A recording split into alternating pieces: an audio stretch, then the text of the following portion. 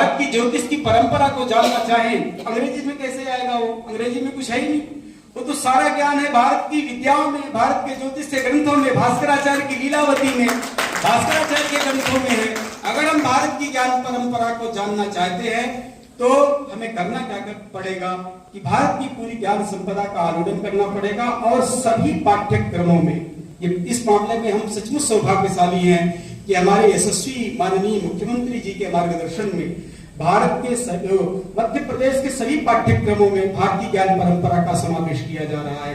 और जरूरत भी है एक फिजिक्स के व्यक्ति को भारतीय ऋषि ने फिजिक्स के क्षेत्र में क्या योगदान किया है उसको जाने, एक बॉटनी के व्यक्ति को भारत के ऋषि ने वनस्पति विद्या के क्षेत्र में क्या कंट्रीब्यूशन किया है उसे जाने।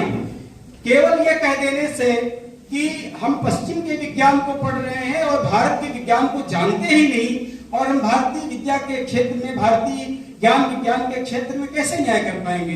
पहले जरूरत है हमारे भारत के सभी अध्येताओं को, जो भी जिस क्षेत्र में है, चाहे वो अंग्रेजी का विद्यार्थी है, चाहे वो साइंस का विद्यार्थी है, चाहे वो अर्थशास्त्र का विद्यार्थी है, सभी को अपने भारत में विकसित उस विषय के ज्ञान को जानना चाहिए।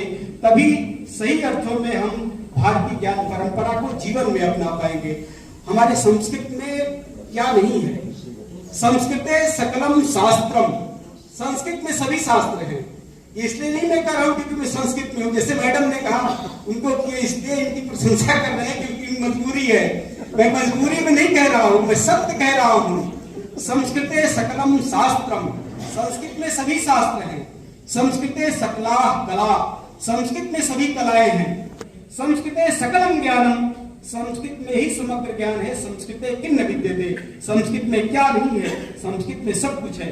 अगर हम फिजिक्स की बात करें तो हमको कणाद को पढ़ना चाहिए। कणाद ने सबसे पहले इस देश में परमाणु विज्ञान का विचार दिया। कौन पढ़ता है उसको? हमें क्या कहते हैं, अगर इन विषयों में ज्योतिष के विषयों को पढ़ना है, ज्योतिष के काल गणना के बारे में पढ़ना है तो हमको भास्कराचार्य के सिद्धांत को पढ़ना चाहिए। और इतना ही नहीं, सारे विषय को हमारे यहाँ एक सबसे छोटा एक ग्रंथ है, तर्क संग्रह नाम का ग्रंथ, जो न्याय के विद्यार्थी पढ़ते हैं। सबसे पहले उनको पढ़ाते हैं कि 7 पदार्थ होते हैं।